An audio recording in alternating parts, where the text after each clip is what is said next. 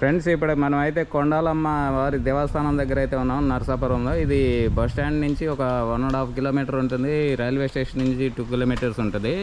ఇక్కడికి రావాలంటే మనం ఆటోలో రావాలి. అమ్మవారి దేవాలయం అయితే పురాతనమైన దేవాలయము. మన వెస్ట్ గోదావరిలో ఉన్న నరసాపురం దగ్గర అయితే ఉన్నాము. ఇక్కడ మనకి ఫేమస్ అయిన శ్రీ కొండాలమ్మ అమ్మవారి దేవాలయంకి అయితే వచ్చేసాము. ఇది మనకి గోదావరి నది తీరాన అయితే ఉంటది.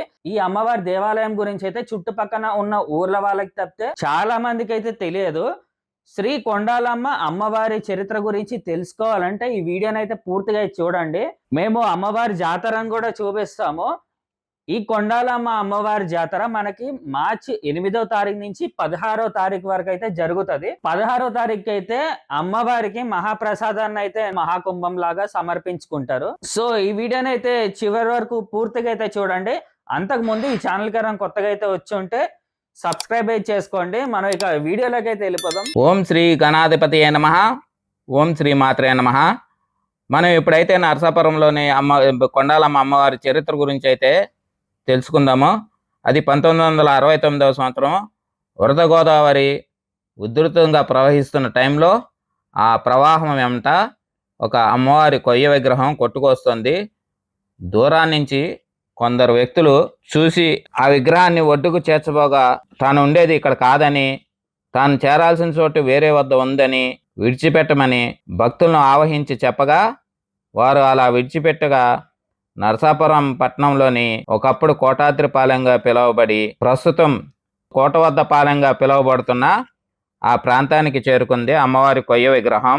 సూర్యోదయం వేళ ఆగస్టు నెల 17వ తేదీ 1969వ సంవత్సరంలో అక్కడ ఉన్న భక్తులు మోకా వీరాస్వామి గారు తదితర భక్తులు అమ్మవారిని ఒడ్డుకు చేర్చి అమ్మవారికి ఒక పూరి గుడిసెను ఏర్పాటు చేసి నిరంతరం కూడా అమ్మవారికి ధూపదీప నైవేద్యాలతో సేవించుకుంటూ వచ్చారు. అదే సంవత్సరం నవంబర్ నెలలో 7వ తారీఖున ఆంధ్రదేశాన్ని అతలాకుతలం చేసింది ఒక పెద్ద భయంకరమైన తుఫాను.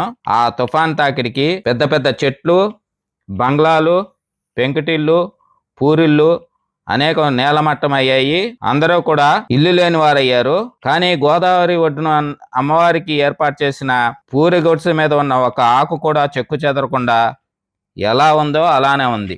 అప్పుడు పట్టణంలో ఉన్న ప్రజలకి ఆ నోట ఈ నోట అమ్మవారి మహిమ గురించి తెలిసి తండోపతండాలుగా అక్కడికి చేరుకుని అమ్మవారిని దర్శించుకుంటూ మొదలుపెట్టారు. ప్రతి సంవత్సరం కూడా 1983 నుండి శివరాత్రి తర్వాత వచ్చే నెలపొడుపు తర్వాత అమ్మవారి జాతరలు, సాంస్కృతిక కార్యక్రమాలు ప్రతి ఏటా జరుపుకుంటూ వస్తున్నారు. అలా అమ్మవారి ఉత్సవాలు పలు నృత్య కార్యక్రమాలతో, కోలాటాలతో అంగరంగ వైభవంగా జరుగుతున్నాయి. భక్తులందరూ కూడా ఒకసారి అమ్మవారిని దర్శించుకొని కోరుకున్న కోరికలు నెరవేర్చగల అమ్మవారుగా ప్రసిద్ధి చెందింది. మీరు ఎవరైనా అమ్మవారిని ఇప్పటివరకు దర్శించుకోకపోతే ఈ వీడియో చూసి మీరు ఎక్కడున్నా కూడా మీ నరసాపురం వచ్చినట్లయితే ఒకసారి అమ్మవారిని దర్శించుకుని మీ కోరికలు నెరవేర్చుకోగలరని మనవి చేసుకుంటున్నాను. ఈ జాతర మార్చి 8న మొదలయ్యి 16వ తారీఖు అయితే ముగుస్తుంది. మధ్య 13వ తారీఖు తెప్పోత్సవం ఉంటుంది. 16న మహాకుంభ నైవేద్యాన్ని పెడతారు అమ్మవారికి. అయితే ఆ రోజు ఊరంతా కూడా అన్నదాన కార్యక్రమం అయితే ఉంటుంది.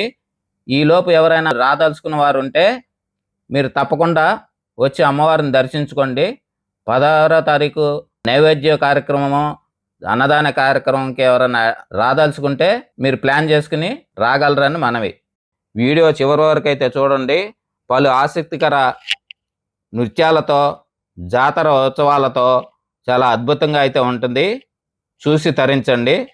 వీడియోని అయితే లైక్ చేయండి, షేర్ చేయండి, సబ్స్క్రైబ్ చేయండి. బెల్ ఐకాన్ మాత్రం తప్పకుండా యాక్టివేట్ చేసుకోండి. మీ సపోర్ట్ ఉంటే ఇలాంటి మరిన్ని వీడియోలతో మేము ముందుకు వస్తాము.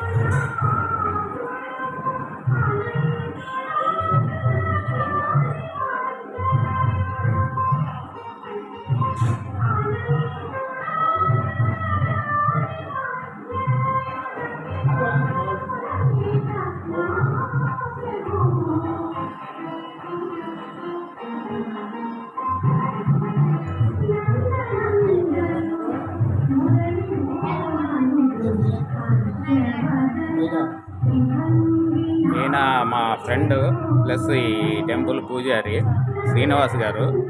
ఈయన పిలిస్తేనే ఇక్కడికి వచ్చాను. చాలాసార్లు ఫోన్లో మాట్లాడాం కానీ ఇంతవరకు అయితే చూడలేదు. నేను నిన్న వచ్చాను, జాతర ఉందని చెప్పని ఇక్కడికి రమ్మని చెప్పారు. సరే జాతరని మొత్తం మనం కవర్ చేసి ఈయనతో కూడా కలిసినట్టు ఉంటుందని చెప్పని నేను వచ్చాను అనమాట.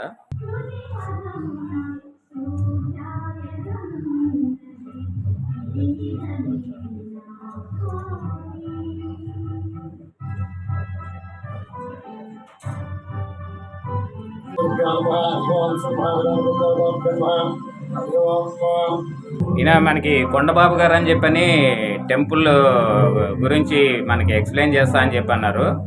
ఇక్కడ మీరు ఇక్కడే అండి, లోకలేనా? ఎన్ని సంవత్సరాల నుంచి ఉంటున్నారు ఇక్కడేనా అండి? చెప్తారా అమ్మవారి గురించి? మీకు తెలిసిన కొన్ని విషయాలు చెప్పండి. అమ్మవారు వరదల్లో 1969 వచ్చిందండి ఆగస్టులోని. అప్పుడు వచ్చినప్పుడు ఇక్కడ పెద్ద పూజ గురించి చేశారండి అమ్మవారికి. అప్పుడు పెద్ద గాలివాన వస్తే గాలివానకి ఎంత అన్ని కొట్టుపోయినండి, గ్రామాలు అన్ని మొత్తం అవన్నీ కొట్టుకొస్తేనే అప్పుడు అమ్మవారి పందిరి మట్టికి ఎక్కడ చల్లగా చూస్తాను. అవన్నీ పూరీలు అండి. అప్పుడు ఇక్కడ అన్ని తాటేకి వెళ్ళండి, ఇవన్నీ ఏడాది రావాలైనండి మిట్లని.